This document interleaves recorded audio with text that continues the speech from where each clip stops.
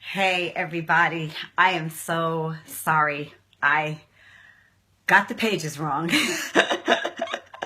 So I broadcasted uh, to my personal page as opposed to my fan page. So I apologize, you all. I apologize, you all.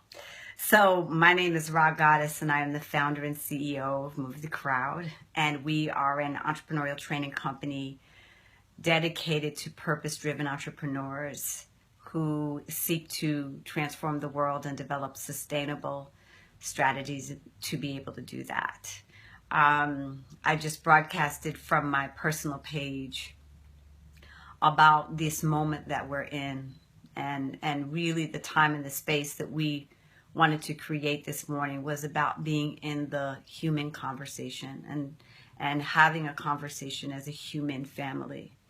I talked about the fact that, in these times when we experience the kind of week that we have experienced, we often see the usual suspects in and having the usual conversations. And I acknowledge that those conversations are important, but I think we have to create space for the human conversation, and we have to open up the call for the human family. And we must create the room to have the conversation about what it means to have love and compassion lead as opposed to fear and hatred. I know that those of you out there, which is what I shared earlier, I know that those of you out there who may still be listening or who may be experiencing this on the replay are people who are committed and do this work every single day. And many of you tend to be on the shy side, meaning, as we look at the different streams and the different ways that people have their voices, we tend to be more silent, more in the background, just kind of put our head down and do the good work. And I want to say to you in this rare moment in time that we have to raise our voices. We must speak up. We must speak out. It is imperative that we do. We have an opportunity to shift the narrative that is currently moving through our respective communities. And we need to do that work. We need to be the light, and we need to bring the light, because have a long road ahead of us. With all of the fallout of the events that have happened over the last couple of days, there is going to be a tremendous amount of healing that is going to be necessary. And we need to prepare ourselves for that work. We need to prepare to be vessels for that work. We need to prepare ourselves to be facilitators of that work, initiators where it is necessary for that work. And so, I want to give us a little bit of context. I want to talk a little bit about how we care for ourselves and each other. And then I want to open it up for comments or for questions. So this is not, as you all know, random by any stretch of the imagination. These are the byproducts of what my beloved 89-year-old father would call enduring issues. Issues that we, as a nation, have grappled with since our founding. Fathers began this work and mothers began this work. But it isn't just our nation that's grappling with these issues. We are grappling with these issues worldwide. This is a global struggle, which is why the call is to global family. And in the center of the call is our humanity. We want to understand that we have been traumatized in various levels. When we look at the perpetrators of these events, often we characterize them in particular ways. But if we delve deeper into their histories, if we look closer at their journeys, we understand that they are deeply, deeply traumatized. And there is no mystery as to why. We are in a culture and have been operating in a culture that has created a paradigm where we are quite comfortable calling some people winners and other people losers, some people worthy and other people unworthy, some people important and other people expendable. And if we want a different reality, and I know that we do, that has to stop. And the conversation has to move to how do we, as global citizenry, unite? Now, we are not going to agree on every issue. We know that. We understand that. But we must agree that it is imperative that we create a global society where every individual can thrive and achieve their full potential, and where we as a global collective can thrive and achieve our full potential to be the community, the society, the world that we envision. We must understand that if one of us is struggling, all of us are struggling. There have been incredible moments of inspiration this week where we have seen people in different capacities and different roles speak to love, speak to compassion. But I want to say to you right now that it is a subtext. It is a footnote in the midst of a larger narrative that continues to drive polarization. And this narrative has been building over time, and we are continuing to see the fallout and the effects of it. If we want something different, because you guys, this is our watch, we've got to stand for it. We've got to give voice to it. We've got to be vigilant, lovingly vigilant about it. And we've got to be unwavering in the commitment in how we demonstrate it, how we model it, how we offer a different example of what's possible when love leads, when compassion and generosity lead. Often we are told that this is touchy-feely work, but I'm here to tell you that this is the hardest work that there is. Because it is in these moments and in these times where the fiber of our character gets called into being. And the truth of who we are has the opportunity to emerge. We've been in a year of accountability equals liberation, which has been all about the call to Dharma. So I want to talk a little bit about how we care for ourselves, and then I also want to talk a little bit about what I believe the work is. So first, to the point of how we care for ourselves, I do want to say media in small doses.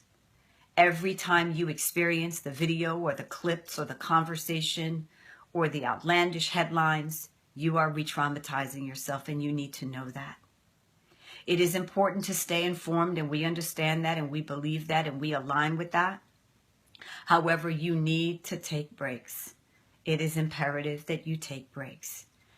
It is imperative that you give yourself room and space to feel, to allow whatever emotions want to move through you to move through you, because it is only in moving through you that you begin to have the capacity to be present for yourself and for your loved ones and for the larger aspects of the community that I know rely on you to be able to show up and be all of who you are. So you must take breaks. You must pace yourself, because as I said to you, this is going to be a long one. And we are going to be called upon. Our presence is going to be requested and required in ways that we cannot even imagine. And we want to be ready to answer the call, because this is our call. If you are a holder of the light, this is your moment, and this is your time, and this is going to be your call. So allowing yourself to feel, giving yourself the room to be present to whatever is there, the hurt, the anger, the frustration, the resignation, whatever is there, you must allow yourself to feel it. Create the safe space, invite the safe space, allow yourself to be held and supported by those who love you. Cry together, shout together, scream together, whatever is required. You must allow yourself the space and the room to feel. The concern that we have in the repeated looping on the media is that you will numb out. And one of the deepest challenges to our ability to be effective right now is to allow ourselves to become numb. Our capacity to feel is at the center of our humanity. And we must allow ourselves the room and the space to feel. And we must, if our commitment is to be of service, we must also allow others the space and the room to feel and have whatever it is that they need to have in this moment and in this time. The third thing I'm going to ask you to do is to get quiet, to get still, to listen for what is your particular mandate, what is your particular call, what is your particular guidance in this time. Each of us has been called to the front lines of our purpose. Some of us have come and dove in with both feet. Some of us have put our toe over the line, and some of us are looking at the line asking, who me? I want you to know, yes, you. Now is the time. If you are quiet and introverted, and this is not your style, I understand. I want you to know I'm with you. It is taking everything that I have to be here with you right now. But I want you to know that now is the time. Whatever that call is, I want you to answer it. For you, it may be as simple as hugging your children and telling them that you love them. It may be as deep as calling a friend who you've not been speaking to for 3 years and having an honest conversation about where we are right now as a nation. It may be going on to the front lines and being out in the street and holding a sign that says hashtag I stand for love. Whatever the call is, I'm asking you to trust it, especially if it's outside of your normal modus of operandi. We are all being called to the edges of ourselves. And the work that is going to need to be done is going to begin with us. Where am I being called to face and heal and transform hatred in myself? Where am I being called to face, heal, and transform fear in myself? And where and how am I being called to then hold the space for others? Because you want to be clear, you all, that a deep and necessary part of the healing is going to be the soul searching that happens on the part of us as a nation and as a global family and a community. Everybody's going to have to look. Everybody's going to have to do a little walking. And that is going to be the sacred work that will need to take place, which is why you need to be at your full capacity, which is why you need to put your self-care first right now at the center of everything you're doing, because it's going to be a lot of souls doing a lot of searching over these coming weeks and months and into the next year and beyond. We also have work to do in terms of putting forth a clear vision for the kind of world that we want to see, for the kind of leadership that we want to embody, and the kind of leadership that we want to stand behind and support. We no longer can afford leadership that divides us. I don't care who it is. It doesn't matter the affiliation. It doesn't matter the designation. We can no longer afford it. We can no longer afford a culture that is okay with a slight, simple margin of us thriving. Everybody must be included in the new equation that is America. Everybody must be included in the new equation that is the global family and the global society and the global market and the global community. This is the moment to really invite and give voice to our desire as everyday hardworking citizens to have a world where we can thrive and achieve our full individual and collective potential. And it is our work to not only stand for this work, stand for this vision, but to work towards this vision, to give voice to this vision, and to hold those who claim to lead us and represent us accountable to this vision. Finally, I want to say to you all, it is important and it is imperative that we laugh, that we find moments of joy, that we find moments of beauty, that we find moments of creativity, moments of peace, moments of inspiration, because that is going to be as much food for our journey as everything else is. So have that ice cream cone, watch that sunset, watch that sunrise, kiss your beloveds. Y'all hear what I'm saying? It's vital. It's necessary. We need to fuel ourselves for the journey ahead will be long and it will be demanding, but we are capable of it. It is possible through us and only through us. And when I say us, I'm talking about each and every one of us. There is nobody who this movement does not need. The movement to love is a call to all. I want to thank you all for being here and giving the space and the time for us to ignite this conversation. And before I turn to questions or comments, I want to give a final shout out to my people in Dallas. And if you have access to my personal page, you will know that I cried, because those are our people on the front line. We've had the privilege to work with the leaders in the Dallas community and the Dallas Faces Race Initiative for the last 3 years. We personally have people with boots on the ground right now in that community, doing the work of healing, doing the work of transformation. And we want to give a shout out to you. We want you to know that we love you. We want you to know that we are holding up the light for you. And we want you to know that you are capable, that you have been prepared for this, and that it is going to call for everything that you already are. You have what you need, and we will continue to stand with you as a nation. But I want to say that. I also want to call to the lights in Baton Rouge. We've seen them starting to emerge, offering and carrying the voice of love. We've seen them emerge in the local leadership. We've seen them emerge in the everyday people in the community. You got this. Minnesota, St. Paul, Minneapolis, same thing. We see you. You got this. Chicago, same thing. We see you. You got this. And you want to know that we lend our voices to your voices, because your community is our community. And if one of us is struggling, all of us is struggling. So we stand with you as you heal and transform our world. We bear witness to you, and we add our light to your light. Before we close, I'm going to share a poem by Will Ritchie, who is one of our amazing leaders who is on the front lines in Dallas.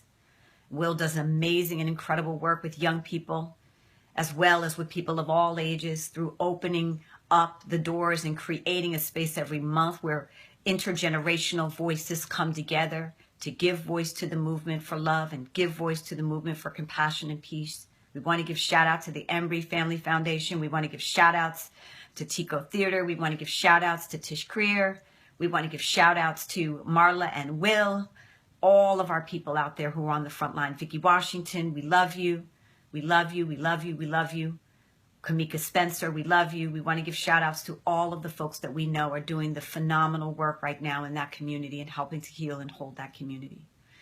I also want to give shout outs to my Brighter Lights, who I know are now going to be talking to their communities. I sent an email first thing out this morning asking all of my beloved sisters and brothers on the front lines, Marie Forleo, Gabby Bernstein, Megan Watterson, Latham Thomas, all of you beautiful, amazing women that I have the honor and privilege to do this work with in the global movement to transform lives.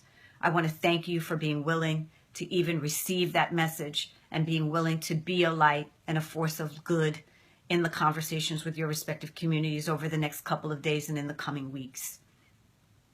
So finally, I want to open it up to questions and opportunities for conversation. And then I will close us with this amazing piece from Will. So I'm opening it up. And again, you guys, thank you. I apologize for the technical difficulties. It means you're getting 2 videos, and hopefully there's value here. So let's open it up.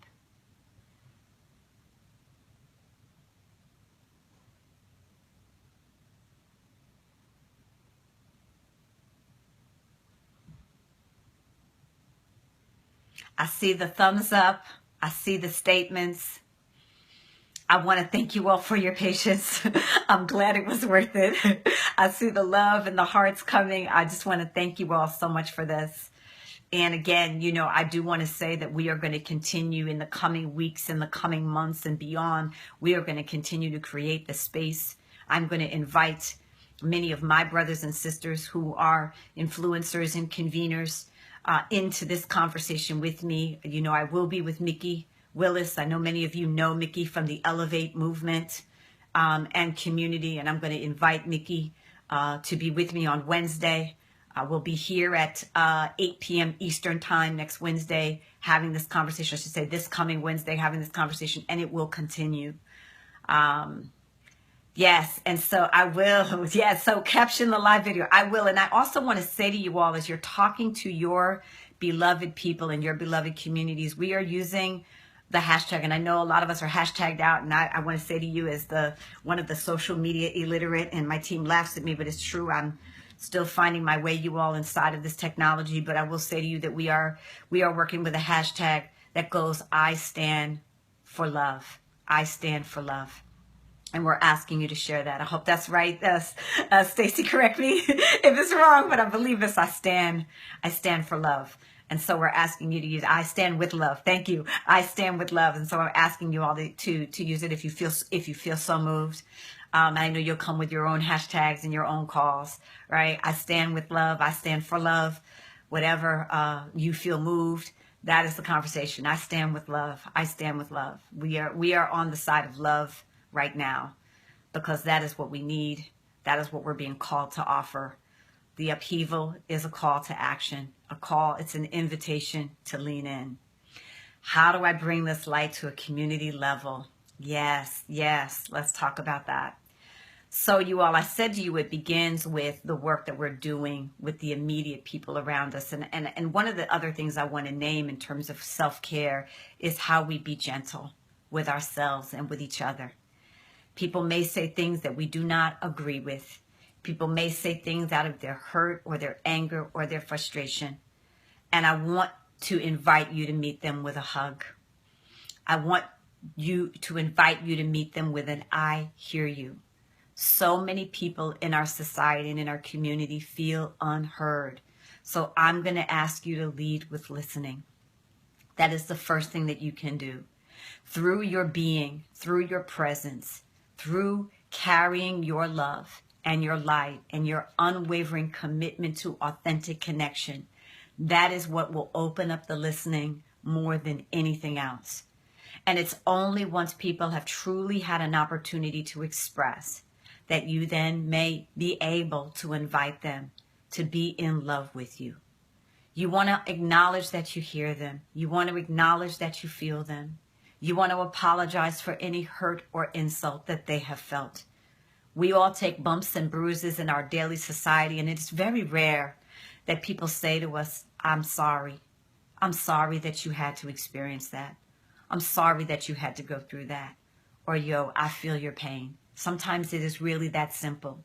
And it goes a long way in inviting people to create room in their own hearts and their own spirits to be able to then engage.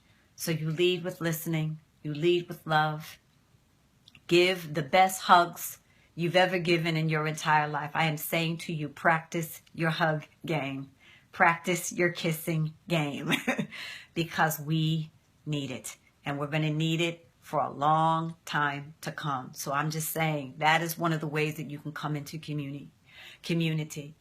When people voice things that you know are rooted in the hurt, you know are rooted in the anger. We've heard a lot of talks for revenge. We've heard a lot of people expressing their exhaustion, their burnout, right? Because over and over again, we're being re-traumatized by these stories that are being cycled through the media and looped every 5 minutes through the media, right? We want to invite people to take breaks.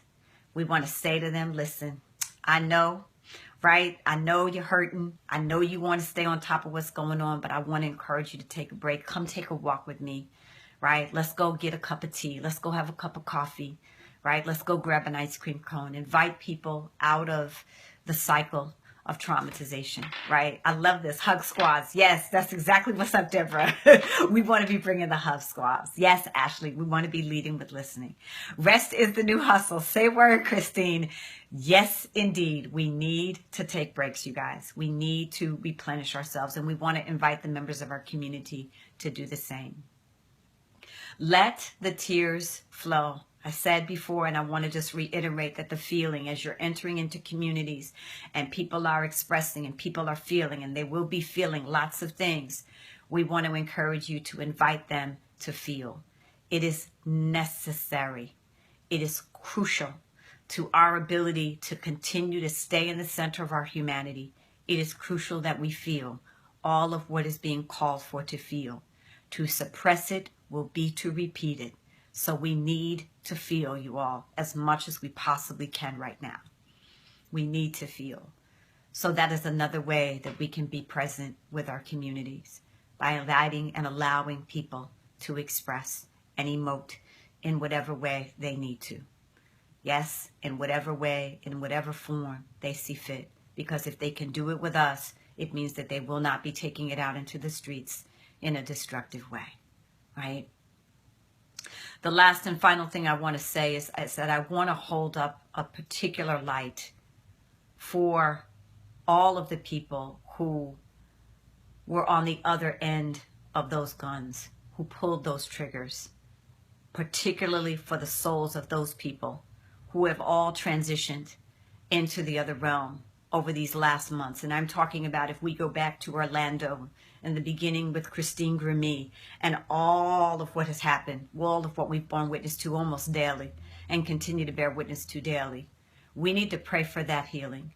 We need to pray for that transformation. And we need to create more spaces where people can go with their hurt, with their anger, with their rage, and with their resignation, because this is what it looks like when people don't have outlets.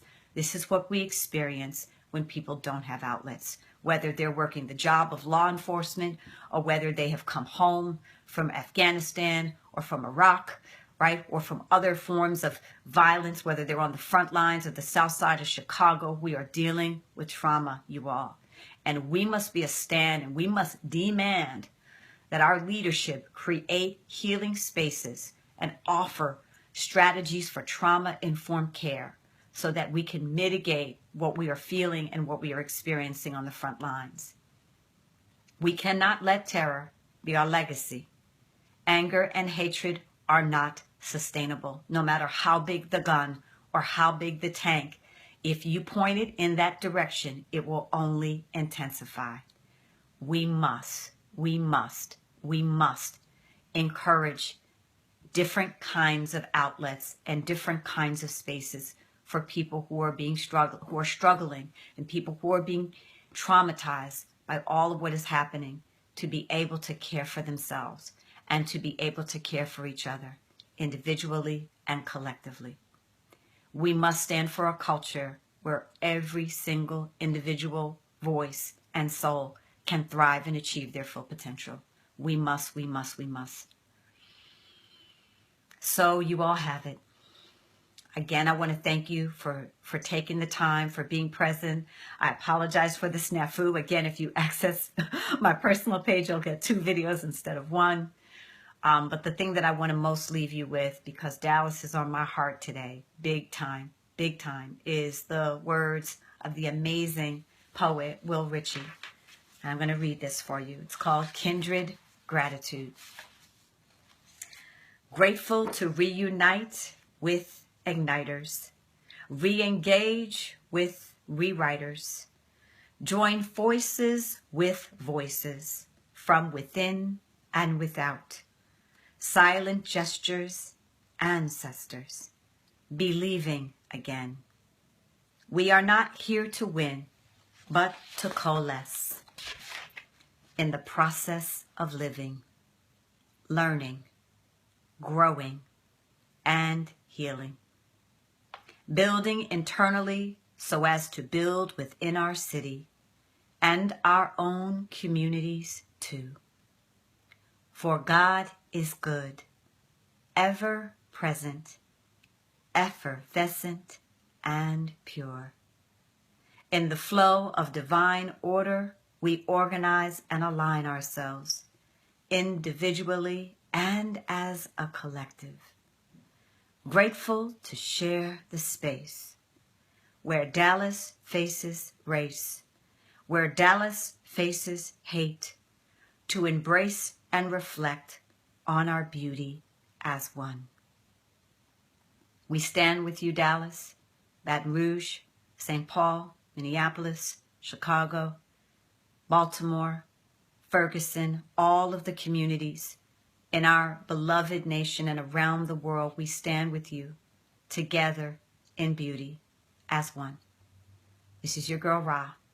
We will continue to be available to you and for you. We love you. Have an amazing rest of your day. Peace.